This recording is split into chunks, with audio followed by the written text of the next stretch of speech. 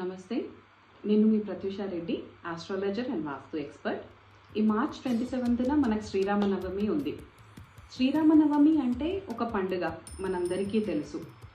కానీ ఈ సంవత్సరం మీ పిల్లలకి నేర్పించండి, శ్రీరామనవమి అంటే ఒక పండుగే, కానీ ఆ రాముడి బాట మనం నడిస్తేనే అది మన జీవితంలో ఒక పండుగలాగా ఉంటుంది అని చెప్పేసి.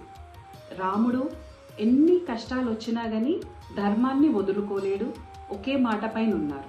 అందుకే జీవితంలో కష్టాలు ఎప్పుడూ వస్తూనే ఉంటాయి, సిచ్యువేషన్స్ చేంజ్ అవుతూనే ఉంటాయి, కానీ మనం చేంజ్ అవ్వకూడదు అన్న ఒక లెసన్ మీ పిల్లలకు నేర్పించండి.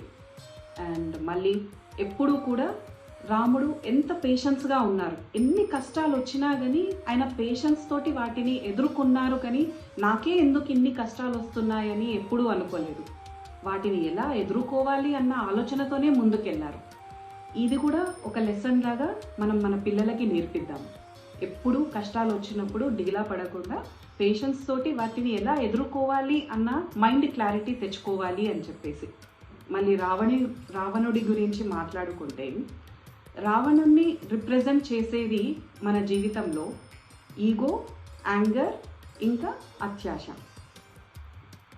ఈ మూడింటిని కూడా మనము తగ్గించుకుంటే మన జీవితంలో, అసలు మన జీవితంలో ఆ మూడు కూడా లేకపోతే మన జీవితం ఎలా ఉంటుంది? రాముడి జీవితంలాగా ఉంటుంది. రాముడికి ఆయన దేవుడన్న అహంకారం లేదు, అతను మనిషిలాగే బతికారు, ఆయనకి కోపం లేదు.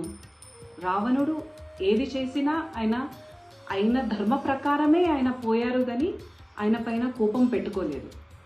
మళ్ళీ ఆయనకి ఏ సిచ్యువేషన్లో కూడా డిస్రెస్పెక్ట్ చేయలేదు రావణుణ్ణి కూడా.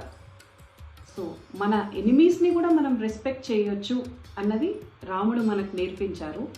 వీటన్నింటినీ కూడా మనం మన లైఫ్లో లెసన్స్ లాగా తీసుకొని రాముడి జీవితాన్ని మనం మన లైఫ్లో కొద్దిగైనా ఇంప్లిమెంట్ చేసుకోవడానికి ట్రై చేస్తే అదే మనము రాముడికి ఇచ్చే ఒక పెద్ద కృతజ్ఞత, అదే మన భక్తిని చూపించే ఒక పెద్ద మార్గం అనుకోవచ్చు.